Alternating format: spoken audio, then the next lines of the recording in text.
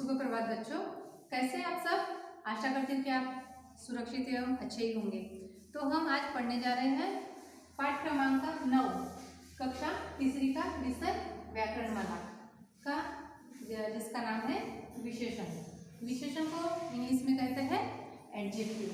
तो सबसे पहले हम जानेंगे विशेषण मतलब क्या होता है, तो इसलिए हम परिभाषा की ओर जाएंगे। तो विशेषण मतलब जो शब्द संज्ञा या सर्वनाम के विषय में विशेष जानकारी प्रदान करे उसे विशेषण कहते हैं।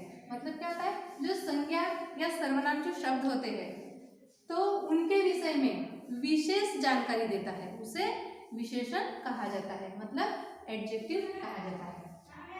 इसमें विशेष्य भी है कुछ। तो विशेषण जिन शब्दों की विशेषता बताते हैं उसे विशेष्य कहते हैं। जैसे उदाहरण के तौर पर देखेंगे तो सुंदर फूल, सुंदर क्या हो गया, विशेषण हो गया।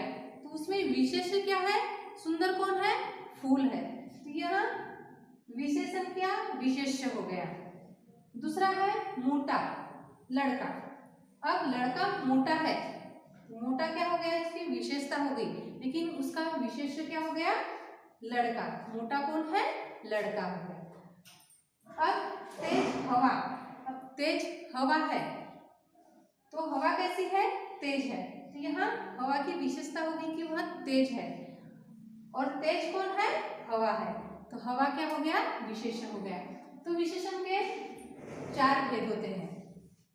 पहला है गुणवाचक विशेषण, दूसरा संख्यावाचक विशेषण, तीसरा परिणामवाचक विशेषण और चौथा है सार्वनामिक विशेषण। तो इसके बारे में और भी कुछ विस्तृत जानकारी देखने के लिए हम चलते हैं किताब की ओर। तो बच्चों पेज नंबर 34 पे आइए। तो यहाँ पर कुछ उदाहरण दिए हैं जिससे विशेषण मतलब क्या होता है तो यह समझ में आ जाएगा। आज सुनैना का जन्मदिन है, उसने नया फ्रॉक पहना है। सुनैना के कमरे को रंग बिरंगी झालरों एवं बड़े गुब्बारों से सजाया गया है। सुनैना के बहुत से मित्र आए हैं, वे सब अच्छे अच्छे गिफ्ट लाए हैं। मेज पर एक केक रखा है जिससे सुनैना काट रही है। तो यहाँ चित्र दिया गया है। तो यहाँ पर सुनैना का जन्मदिन है। देखो यहाँ पर सुनैना है तो उसने एक नया फ्रॉक पहना है। सुनैना के कमरे में रंग बिरंगे बड़े गुब्बारे और झालरों से सजाया गया है। सुनैना के बहुत सारे मित्र भी आए हैं और उन्होंने बहुत अच्छे अच्छे गिफ्ट लाए हैं। मेज पर एक केक रखा हुआ है जिससे सुनैना काट रही है। तो उपरोक्त अनुच्छेद में रंगीन शब्द अपने साथ आए संज्ञा या सर्वनाम शब्दों की विशेषता बताते हैं।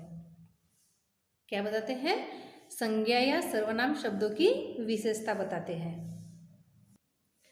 जैसे सुनैना का फ्रॉक कैसा है, नया है। सुनैना का फ्रॉक कैसा है, नया। कमरे में झालर कैसी है, रंग बिरंगी है। कमरे में गुब्बारे कैसे हैं, बड़े हैं।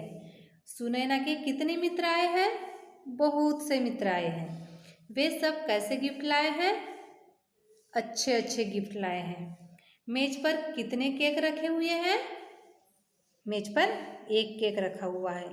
तो नया, रंग बिरंगी, बड़े, बहुत से, अच्छे अच्छे, एक, तो ये क्या हो गया, विशेषण हो गया। क्योंकि उन चीज़ों के बारे में वहाँ विशेष बातें क्या है, उन चीज़ों में कौन सी विशेष बात है, इन शब्दों से हमें पता चलता है। जैसा सुनैना का फ्रॉक कैसा है, वह नया है। तो ये नया, यह शब्द क्या हो गया, विशेषता हो गई कि फ्रॉक नया है। कमरे में झालर रंग बिरंगी है, कमरे में झालर है, वहाँ कैसी है, रंग बिरंगी है। कमरे में गुब्बारे लगे हुए हैं लेकिन वहाँ कैसे हैं, बड़े बड़े हैं। तो यहाँ क्या हो गई, विशेषता हो गई गुब्बारे के बारे में। सुनैना के कितने मित्र आए हैं, बहुत से मित्र आए हैं, बहुत सारे मित्र आए हैं। मित्र आए हैं लेकिन कितने आए हैं, बहुत सारे आए हैं। वे सब कैसे गिफ्ट लाए हैं, अच्छे अच्छे गिफ्ट लाए हैं। उन्होंने गिफ्ट लाए हैं लेकिन अच्छे अच्छे गिफ्ट लाए हैं। तो ये क्या हो गई, एक विशेषता होगी गिफ्ट की। मेज पर कितने केक रखे हुए हैं, एक। तो मेज पर केक रखा हुआ है, लेकिन क्वांटिटी कितनी है उनकी? एक ही केक है। तो यह विशेषता हो गई, संज्ञा या सर्वनाम शब्दों की विशेषता हो गई।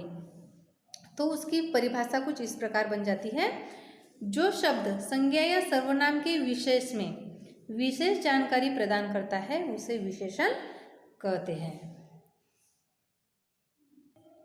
तो विशेषण से हमें विशेष्य का भी पता चलता है। तो इसकी परिभाषा कुछ इस प्रकार आएगी। विशेष्य मतलब विशेषण जिन शब्दों की विशेषता बताते हैं उन्हें विशेष्य कहते हैं। जैसे उदाहरण के तौर पर यहाँ पे बताया गया है कि सुंदर फूल, तो सुंदर ये क्या हो गया? विशेषण हो गया, तो विशेष्य फूल हो गया। सुंदर फूल सुंदर है, तो फूल की विशेषता हो गई सुंदर है। और विशेष्य क्या, किसके बारे में बताया जा रहा है? विशेष्य के बारे में, मतलब फूल के बारे में बताया जा रहा है, इसलिए फूल यहाँ विशेष्य हो गया। मोटा लड़का, अब लड़का मोटा है, लड़का कैसा है? मोटा है। तो लड़के के बारे में विशेषता बताई जा रही है कि लड़का मोटा है, लेकिन मोटा कौन है? लड़का है। तो विशेष्य कौन हो गया? लड़का, मतलब लड़के के बारे में बताया जा रहा है, इसलिए वह विशेष्य हो गया। तीसरा है तेज हवा, तो हवा तेज है, ये उसकी विशेषता हो गई, इसलिए वह विशेषण कहलाएगा। और तेज क्या है? हवा है, मतलब हवा के बारे में बताया जा रहा है, इसलिए वह विशेष्य हो गया, जैसे कि मैंने वीडियो के स्टार्टिंग में ही आपको समझा दिया था। अब यहाँ पे कुछ विशेष भी है। तो विशेषण शब्दों के रूप लिंग के अनुसार बदले जाते हैं, शब्दों के रूप लिंग के अनुसार बदले जाते हैं। जैसे कि लिंग हमने देखा था, स्त्रीलिंग, पुल्लिंग, तो उन लिंग के अनुसार विशेषण शब्द के रूप बदल जाते हैं। जैसा कि वह लंबा आदमी है, तो यहाँ पर पुल्लिंग के बारे में बताया गया, मतलब आदमी क्या हो गया? पुल्लिंग, तो विशेषण क्या हो गया? लंबा। अब यहाँ पर बदल जाता है, शब्दों का रूप बदल जाता है। वह लंबी औरत है, यहाँ पर स्त्रीलिंग के बारे में बताया गया है, इसलिए उसका विशेषण बदल गया है। लंबी औरत क्या है? लंबी है। वचन परिवर्तन होने पर भी विशेषण शब्दों का रूप बदल जाता है। हमने वचन के बारे में भी पढ़ा था, एक वचन और बहुवचन। तो ऐसे ही वचन परिवर्तन होने पर भी विशेषण शब्दों का रूप बदल जाता है। जैसे मेरे पास काला छाता है, तो यह क्या हो गया? छाता, मतलब यहाँ इससे पता चलता है कि वह एक वचन है, मतलब एक ही छाता है, इसलिए उसका विशेषण क्या हो जाएगा? काला। मेरे पास काले छाते हैं, अब काले, काले इस शब्द काले यहाँ क्या हो गया? विशेषण हो गया। लेकिन छाते, छाते इस शब्द से हमें क्या पता चलता है कि वह बहुवचन है, इसलिए उसका रूप बदल जाता है। तो क्या आएगा? मेरे पास काले छाते हैं। तो विशेषण के कुछ भेद देख लेते हैं। तो विशेषण के 4 भेद होते हैं। पहला है गुणवाचक विशेषण, दूसरा संख्यावाचक विशेषण, तीसरा परिणामवाचक विशेषण और चौथा है सार्वनामिक विशेषण। अब इनकी कुछ परिभाषाएं देख लेते हैं। तो पहला है गुणवाचक विशेषण। तो जो विशेषण शब्द संज्ञा या सर्वनाम के गुण दोष, स्वभाव, दशा, काल, आकार, रंग आदि के विषय में बताते हैं उन्हें गुणवाचक विशेषण कहते हैं। जैसे कि यहाँ पर दिया हुआ है किसान मेहनती है, तो किसान कैसा है? मेहनती है। तो यहाँ उसमें किसान के अंदर एक गुण है, कौन सा गुण है? मेहनती का, मेहनत करने का गुण है, तो इसलिए यह क्या हो गया? गुणवाचक विशेषण। दूसरा है बाहर सुहावना मौसम है। बाहर कैसा मौसम है? सुहावना मौसम है, तो यह गुण है। बाहर मौसम तो बदलते रहता है, लेकिन अभी का जो है वह कैसा है? सुहावना मौसम है, तो एक गुण है उसमें, मौसम का एक गुण हो गया कि वह सुहावना मौसम है। अब मैं स्वस्थ हूँ, इस वाक्य से हमें क्या पता चलता है? स्वस्थ एक गुण हो गया, उसमें गुण हो गया कि वह स्वस्थ है, तो यह क्या हो गया? गुणवाचक विशेषण। कुछ अन्य उदाहरण भी देख लेते हैं, जैसे कि पुरानी, सुंदर, खुश, अच्छा, रंग, मोटा, यह गुणवाचक विशेषण कहलाते हैं। दूसरा है संख्यावाचक विशेषण। तो इसकी परिभाषा है, जो विशेषण शब्द, संज्ञा या सर्वनाम की निश्चित या अनिश्चित संख्या का बोध कराते हैं उन्हें संख्यावाचक विशेषण कहते हैं। मतलब कुछ निश्चित होता है तो कुछ अनिश्चित संख्याएं होती है। तो अनिश्चित और निश्चित संख्या का बोध कराने वाले विशेषण को संख्यावाचक विशेषण कहते हैं। जैसे कुछ गायें घास चर रही है, तो यहाँ पर अनिश्चित संख्या बताई गई है। कुछ इस शब्द से संख्या का बोध हो रहा है, लेकिन वह अनिश्चित संख्या है कि हम बता नहीं सकते कि 2 है, 4 है, 5 है या कितने हैं, तो अनिश्चित संख्या बताता है। यहाँ पर बताया गया मोनू के पास 4 केले हैं। यहाँ पर हम गिनती कर सकते हैं कि मोनू के पास 4 केले हैं, जिससे हमें संख्या का बोध होता है। तो यह क्या हो गया? संख्यावाचक विशेषण। तीसरा है दो आदमी सड़क पार कर रहे हैं, तो यहाँ निश्चित संख्या बताई गई है कि 2 आदमी सड़क पार कर रहे हैं, तो ये क्या हो गया? संख्यावाचक विशेषण। संख्यावाचक विशेषण के कुछ उदाहरण देख लेते हैं, जैसे कि कई, अनेक, 4, पहला, बहुत से आदि। यहाँ संख्या का बोध कराते हैं, इसलिए संख्यावाचक विशेषण कहलाते हैं।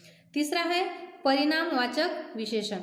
जो विशेषण शब्द, संज्ञा या सर्वनाम का मापतोल बताते हैं उन्हें परिणामवाचक विशेषण कहते हैं। जैसा कि थोड़ा दूध बचा है।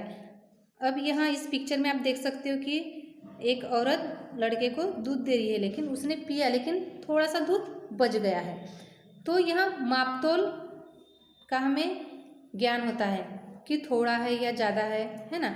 तो इसलिए थोड़ा, यह शब्द क्या हो जाएगा? परिणामवाचक विशेषण हो गया। पीने के बाद में थोड़ा सा दूध बचा है। मैंने 1 मीटर कपड़ा खरीदा। यहाँ कपड़ा खरीदा, लेकिन मापतोल करके कितना कपड़ा खरीदा उन्होंने? 1 मीटर कपड़ा खरीदा। तो यहाँ क्या हो गया? परिणामवाचक विशेषण। मुझे 1 दर्जन केले चाहिए। इस वाक्य से कितने केले चाहिए? 1 दर्जन। जैसे कि हमें पता चलता है कि 1 दर्जन में कितने केले रहते हैं? 12 केले रहते हैं। तो हमें मापतोल इस शब्द से पता चलता है। तो 1 दर्जन, यह शब्द परिणामवाचक विशेषण हो जाता है। तो इसके कुछ अन्य उदाहरण भी है। 2 किलो, 5 किलो, 5 मील, ज़्यादा, कम, आदि। यहाँ क्या हो गए? परिणामवाचक विशेषण, जिससे मापतोल का हमें ज्ञान होता है। चौथा है सार्वनामिक विशेषण।